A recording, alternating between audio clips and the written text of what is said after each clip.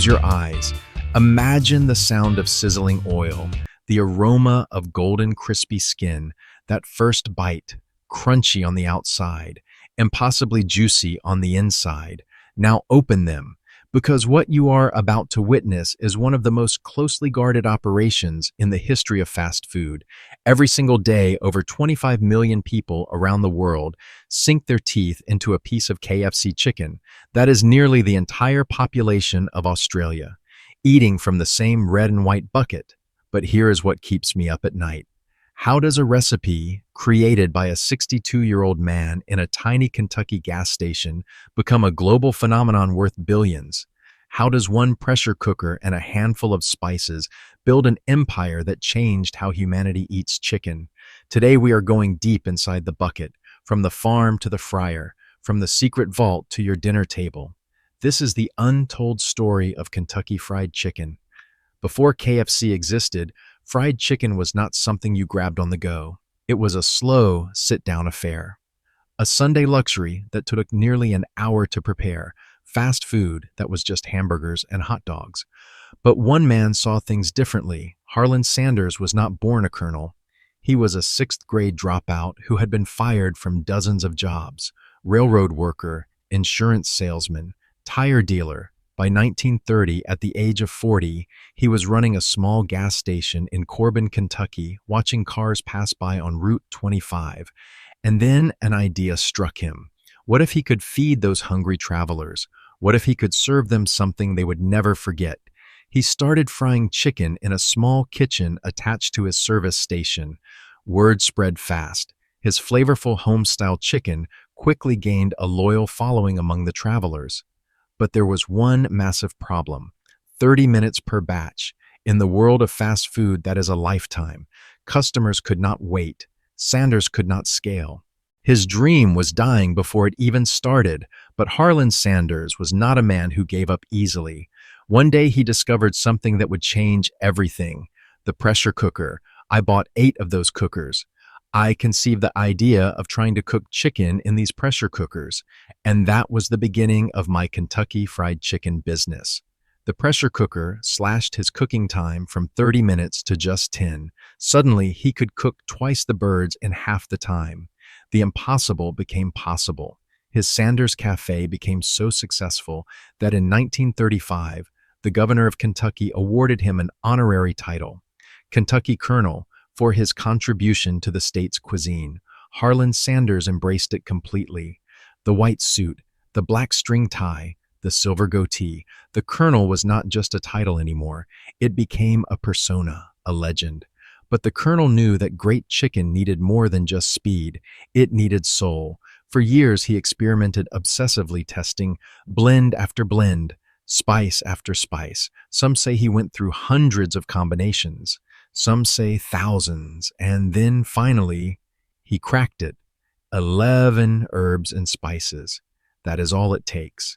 11 simple ingredients combined in exact proportions that create a flavor so distinctive, so addictive, that nobody has ever been able to replicate it. Not Popeyes, not Chick-fil-A, not your grandmother, nobody. That unique blend caught the attention of a fellow restaurant owner named Pete Harmon. In 1952, they partnered to launch the very first official Kentucky Fried Chicken franchise in Salt Lake City. Harmon gave the world the iconic bucket the name Kentucky Fried Chicken and that unforgettable slogan, "It is finger-lickin' good." And the recipe, it is still the exact same formula the Colonel created over 70 years ago. Here is where it gets fascinating. The complete recipe is locked inside a vault at KFC headquarters in Louisville, Kentucky. But that is not even the craziest part. KFC is so paranoid about protecting their secret that they split the production between 2 completely separate companies, McCormick and Griffith Laboratories. Each company produces only half of the spice mixture. Neither knows what the other half contains. The 2 halves are then shipped to a third undisclosed facility where they are combined for the first and only time.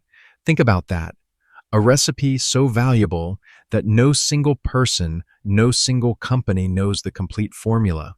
This is not just chicken. This is culinary espionage. Now, let us trace the journey from the very beginning, back at the farm where it all starts. KFC sources its chicken from America's largest poultry suppliers, Tyson Foods, Pilgrim's Pride, and other well-established producers capable of meeting their massive, insatiable demand. The journey begins at the hatchery, where thousands of chicks emerge every single day. Within hours, they are transported to specialized barns designed specifically for raising broilers, meat birds bred to maximize flesh development in minimal time. These are not cramped, dark cages like you might imagine. Modern broiler facilities are climate-controlled environments with fresh bedding, automatic feeding systems, and clean water access. The birds have adequate space to roam around, allowing their legs to grow strong and healthy. Their diet: a carefully balanced cereal grain mix, corn, soy, and high-protein supplements that fuel rapid growth. And here is something important. U.S. federal law strictly prohibits the use of hormones or steroids in poultry. Every piece of KFC chicken is hormone-free. It is not marketing. It is the law. Within approximately 6 weeks, these chicks transform into full-grown birds weighing between 6 to 7 pounds, the perfect size for portioning. And then comes harvest day, when the chickens reach their target weight. Collection begins, but not in the way you might expect. They do this in complete darkness. Why? Because chickens perceive darkness as rest time. It keeps them calm, relaxed, and stress-free. A stressed bird produces tougher meat. A calm bird, tender quality chicken. A specialized live harvester machine moves through the barn, gently scooping up the birds and placing them into ventilated plastic crates. These modules are then loaded onto trucks and transported to the processing plant, usually located nearby, to minimize transit time and maintain that premium meat quality. Now let us be honest about what happens next. When the trucks arrive, the modules enter a receiving area bathed in dim blue lighting, again perceived as darkness by the birds, keeping them calm until the very end. From this point forward, every poultry processor in America must follow strict guidelines set by the United States Department of Agriculture. The process is designed to be both humane and respectful. The birds enter a CO2 chamber called slow induction anesthesia. This gradual method puts them into a deep unconscious state. They feel absolutely nothing during the subsequent steps. It is the most humane method available in modern poultry processing. After this, they pass through a series of highly automated stations.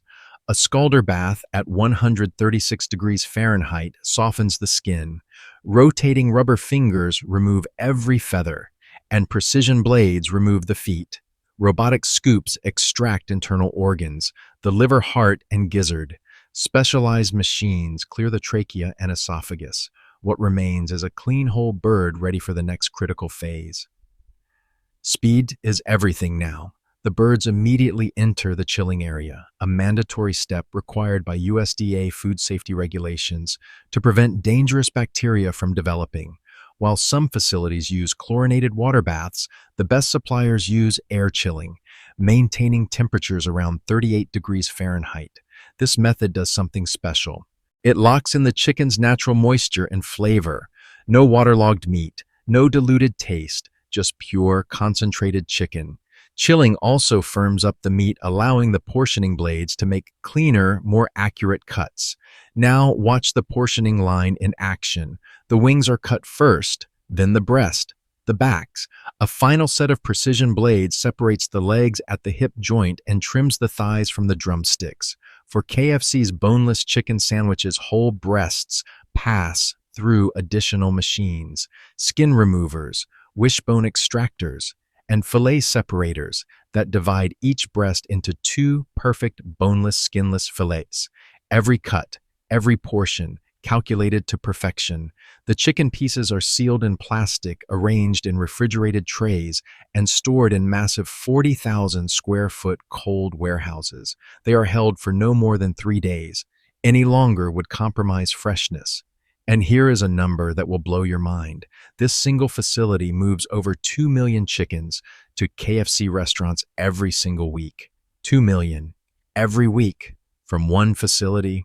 All right, the chicken has arrived at the restaurant. Now comes the moment of truth, the transformation that has remained virtually unchanged since the Colonel himself stood over that first pressure cooker in the 1940s. Let us break down the original recipe process step by step. First, the breading. It starts with flour, then salt dried, egg powder, dried milk, and of course that legendary secret blend of 11 herbs and spices.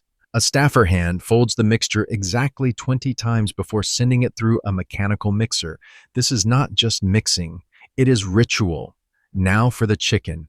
From the refrigerator, they take an 8-piece mix, wings, breasts, legs, and thighs, and load them into a metal basket.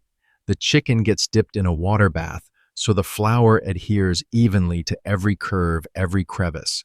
Then comes the signature technique. They shake the basket exactly 7 times, letting excess water drain. The chicken drops into the seasoned flour. Each piece receives 7 scoop and folds, followed by 7 lift and folds. 7, 7, 7. This precise choreography is required at every single KFC kitchen on Earth, whether you are in Tokyo, Toronto, or Tallahassee. Your chicken is coated the exact same way. After coating another 7 shakes, remove excess flour. The pieces are arranged onto a frying rack and loaded into KFC's secret weapon, the pressure fryer. The lid locks down. Oil temperature hits 375 degrees. Pressure builds inside, trapping steam and flavors that would normally escape in a conventional open fryer. 10 minutes later, perfection. What emerges is tender, impossibly juicy chicken, wrapped in a crispy seasoned shell, cooked in half the time of traditional frying. This is the exact same method Colonel Sanders pioneered over 80 years ago. The technology has evolved, but the principle remains sacred. For the new boneless chicken sandwich, the process follows a similar ritual, but with one key difference. The skinless fillets are dipped in water coated in flour, then dipped again and returned for a second coating. This double dip creates that thicker, extra crispy texture. After pressure frying, the golden fillet lands on a toasted brioche bun, finished with creamy mayo and tangy pickles. But here is a challenge most people never consider. How do you keep fried chicken fresh without it turning soggy or drying out? Enter the hot holding unit. This specialized machine heats water to produce steam that circulates upward, maintaining the chicken at a safe 165 degrees Fahrenheit while preserving its moisture. The chicken can stay fresh for up to 90 minutes maximum.